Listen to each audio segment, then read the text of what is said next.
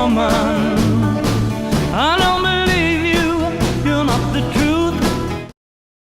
Seguramente conoces esta canción, un clásico. Pues bueno, él fue uno de los cantantes más populares de la década del 60. En pleno ascenso, una serie de catástrofes personales lo detuvo, la muerte de su esposa y sus hijos. En los 80 tuvo un renacimiento, pero cuando parecía que llegaba su revancha, su corazón lo traicionó. Después de muerto, una película lo devolvió a lo más alto. Sin embargo, su vida fue la triste historia de un hombre solitario. En el video de hoy te voy a contar la historia de Roy Orbison, el creador de la canción Pretty Woman, y cómo tuvo una exitosa carrera que por el destino de la vida fue cayendo.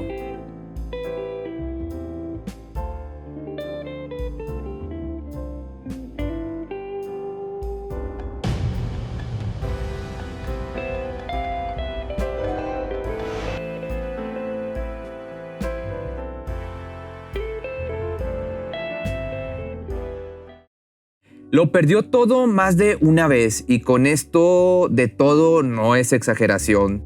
Después de muchos años, de décadas, logró resurgir, y lo que pensó que ya no era para él, llegó. Reconocimiento del público, veneración por parte de sus colegas, un supergrupo y éxito. Pero tampoco pudo disfrutar de este momento de éxito. Un infarto terminó con él justo cuando había logrado volver. Tenía tan solo 52 años, un talento enorme y una serie de tragedias personales casi imposible de resistir. El dolor detrás de estos anteojos negros era demasiado real e insoportable. En orden cronológico, el desengaño amoroso, la viudez, el incendio de su casa, la muerte de 2 de sus hijos y el derrumbe de su carrera. El destino se ensañó con él y literalmente no le dio tregua. Sus canciones tristes, la mayoría compuestas antes de todas las tragedias, son la banda de sonido perfecto, la única compañía que los solitarios aceptan. Roy Orbison nació en Texas el 23 de abril de 1936, hace 85 años. Desde muy chico había mostrado su interés por la música, pero al llegar a su juventud, cantantes consagrados quedaban maravillados con su voz profunda, melodiosa y oscura. Eso lo animó a intentar ser profesional y empezó cantando country y rockabilly. Johnny Cash llamó a Sam Phillips del sello Sun, que en ese tiempo había grabado a Elvis por primera vez, y le dijo que debía incorporarlo. Sin embargo, Phillips respondió que a él nadie le decía quién sacaba discos en su sello, pero pocos meses después se cruzó una noche con Orbison y reconoció su talento de inmediato. La relación entre el cantante y el productor, sin embargo, fue breve y poco fructífera, porque este hombre, Phillips, no solía ser generoso en el pago de regalías. Roy Orbison buscó entonces nuevos caminos y su estilo fue destacando hacia el rock. Elvis había explotado y todos iban tras de él. Roy no podía bailar y tampoco le interesaba. En el escenario se lo veía rígido. Haz de cuenta que estabas viendo a un tronco, casi con las raíces. Concentrado, como si quisiera que cada espectador fuera ciego y solo deseara escucharlo. Toda su atención la ponía en su garganta, un traje negro y una guitarra. El pelo ordenado y teñido cayendo con una ondulación sobre la frente. Y los anteojos negros que lo ocultaban, que no dejaban ver su mirada, que todos sabemos es triste, o al menos al final te vas a dar cuenta por qué digo esto de que es triste. O mejor dicho, desgarradoramente triste. En la primera mitad de la década del 60 llegaron los hits. Más de 20 canciones en el top 40 en 5 años. Algunos clásicos inexpugnables. Cuando escribió Only the Lonely, junto a Joe Melson, el mundo de la música y en especial la industria discográfica le había mostrado su dureza. Ya tenía 26 años y una esposa y 3 hijos. Este hombre iba rápido. Sabía que era difícil hacerse un nombre, pero le quedaba el recurso de hacer grabar el tema por algún artista de mucho éxito. Hasta el momento, su mayor fuente de ingresos había sido los derechos de autor de una canción que los Everly Brothers le habían grabado como lado B de un single exitoso. Intentó con ellos, pero lo rechazaron. También se la hizo llegar a Elvis Presley, pero también le dijo que no. Así que Orbison decidió entrar de nuevo al estudio. El tema ascendió en los charts, en los tops, hasta llegar al número 2. Su voz, que parecía de origen inmaterial, provocaba histeria en el público. Se convirtió en una presencia frecuente en los distintos shows de televisión. La leyenda cuenta que Elvis, al escuchar la canción en la radio, fue hasta una enorme disquera y compró todas las copias, y que la regalaba a cada amigo que veía, convenciéndolos a escuchar esa canción, esa voz. A partir de ese instante, los hits llegaron con In Dreams, Blue Bayou, Crying y It's Over, pero todavía el más grande de todos no había sido escrito. Una tarde del 64, Roy componía en su casa junto a Bill Dees. Claudette Freddie, su esposa, los interrumpió y le dijo a su marido que iba de compras y que necesitaba efectivo. Dees quiso hacer un chiste y dijo: una mujer bonita nunca necesita dinero. Esa ocurrencia fue el inicio de su mayor éxito. La dupla tuvo la canción lista en menos de una hora. Oh Pretty Woman lideró los rankings a ambos lados del Atlántico por varias semanas. Cuando Claudette volvió, no se imaginó que había inspirado uno de los grandes temas de los 60. La relación con Claudette había comenzado cuando ella era una adolescente. Tras un breve noviazgo, terminaron casándose y en los últimos tiempos la pareja empezaba a tener problemas.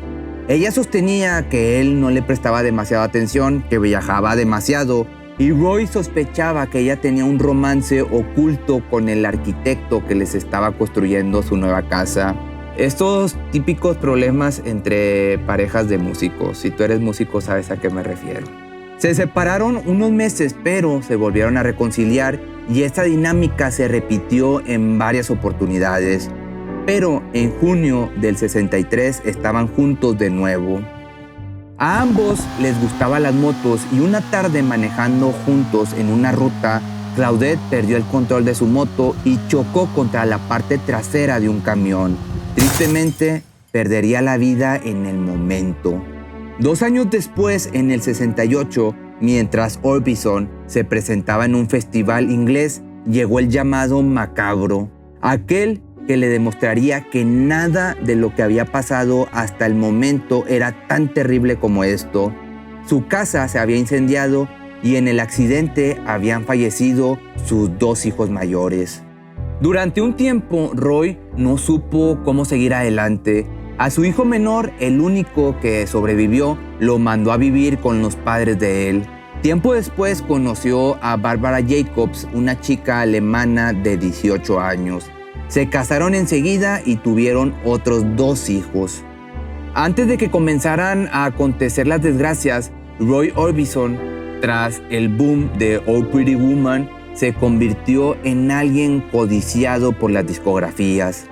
Charlie, por favor pon un pedacito de la canción de Pretty Woman, pero esperemos que esta vez no seas tan codo o bueno, que el copyright nos deje y que puedas poner una sección más larga de la canción. Pretty woman, walking down the street, pretty woman, the kind I like to meet. La canción vendió más de 7 millones de copias. Al vencer el contrato con Monument Records, lo contrató MGM. La cifra pagada fue millonaria. Los planes eran ambiciosos, varios discos y 5 películas, pero el primer lanzamiento resultó ser un total fracaso comercial. Lo mismo ocurrió con la película, la única que llegó a filmarse de las 5 comprometidas. La invasión británica había ganado la pelea y Roy, entre las terribles y repetidas desgracias personales y el cambio de época, empezó a perder conexión con su público. Se convirtió en un consumo nostálgico de otro tiempo. Casi para no pensar para no detenerse a mirar lo que había pasado, siguió tocando en cuanto pueblo y festival fuera contratado. Sin embargo, sus discos ya no se vendían a pesar de que él seguía intentándolo. A principios de los 80, algunos covers de sus temas registrados por artistas consagrados, algún dúo con Emmylou Harris y la aparición de una de sus canciones en escenas claves de Blue Velvet, la película de David Lynch, hicieron que su figura tuviera un, empujón, pero no el necesario como para revivir una carrera que parecía exitosa. Había esperado demasiado tiempo, pero todo llegó de golpe. Orbison habrá soñado en sus años horribles en un regreso, pero nada de lo que pudo haber soñado se comparaba con lo que le empezó a suceder a fines de los 80. Propuestas discográficas, admiración a voz viva de los máximos referentes, honores y, por supuesto, la invitación a formar parte de los Traveling Wilburys. Los más jóvenes se debían preguntar quién era ese hombre de pelo pintado y lentes negros parado entre esos monstruos del rock: George Harrison, Bob Dylan, Jeff Lynne y Tom Petty. Una reunión de amigos convertido en un supergrupo. El disco parece brillar en cada intervención de su voz y con la soltura de Harrison. Los que no sabían quién era descubrieron por qué lo habían invitado apenas cantaba la primera nota. Sin embargo, ese no fue el primer contacto con Harrison. En la primera mitad de los 60, Roy tocó un show junto a los Beatles. También lo hizo junto a los Stones y junto a los Beach Boys. Lo contrataron para tocar en Inglaterra y al llegar le informaron que él salía primero, que los que cerraban iban a ser los Beatles, un grupo que Orbison nunca había oído mencionar. No podía entender cómo le hacían eso a una estrella como él. Él preguntaba que qué era eso de los Beatles. Algo así como yo, fue lo que le respondió John Lennon, que justo pasaba por detrás de él. Los de Liverpool, al escucharlo en los shows, quedaron enamorados con su voz y él comprendió por qué ellos cerraban la actuación. En esa gira entabló una amistad con George. Era el tiempo de la cosecha. Poco antes había sido introducido al Salón de la Fama del Rock. Lo presentó uno de sus máximos admiradores, Bruce Springsteen. Esa noche, Bruce contó que su ambición era escribir letras como las de Dylan, sonar como un disco producido por Phil Spector, pero sobre todo cantar como Roy Orbison. Pero todos sabemos, dijo, que nadie canta como Roy. Al poco tiempo, en medio de ese comeback, de ese regreso, uno de los más colosales de la historia, un concierto especial grabado como especial de televisión y luego editado en CD, que se llamó A Black and White Night, una noche negra y blanca, en la que grandes figuras subieron al escenario a cantar con él y hacerle un homenaje. Mientras tanto, Jeff Lynne oficiaba de productor de su nuevo disco, el que posteriormente sería Mystery Girl, y los Wilburys llegaban a la cima de los charts con Handle with Care, que aquí Charlie te va a dejar un pedacito por si no conoces esta canción. I'm so tired of being lonely. I still have some love. Los shows se multiplicaban por todo el mundo. Johnny Cash contó que en una de esas presentaciones, Roy le reconoció que sentía dolores en el pecho. En algún recital, los espectadores lo vieron débil, aunque su estricta palidez, el hábito negro, la papada que flotaba y los anteojos oscuros nunca lo hacían parecer demasiado energético, y con eso que parecía un tronco en el escenario, menos. Sin embargo, cargaba con cansancio existencial. Era portada de revistas, animaba los rankings y hasta le propusieron filmar su biografía. Orbison quería que el actor que lo encarnara fuera Martin Sheen. Sin embargo, el 6 de diciembre del 88, después de almorzar con su madre, se desvaneció en su casa. Los intentos por revivirlo fueron inútiles. Él tenía en ese momento 52 años y parecía que tenía muchos más, demasiados más. En los meses posteriores se convirtió en el primer artista desde Elvis en tener 2 canciones en el top 5 norteamericano e inglés después de su muerte. Muchos de sus discos se agotaron y ganó algunos Grammys póstumos. Pero 2 años después de su muerte, su canción más exitosa, que parecía estar destinada a pasar solamente en radio de música antigua, tuvo un renacimiento inesperado. Los productores convencieron al guionista para que cambiara el tono del guión. Esa película, que empezó siendo un drama, casi una denuncia de la explotación, se convirtió en una comedia romántica que marcó una época y lanzó a Julia Roberts al estrellato.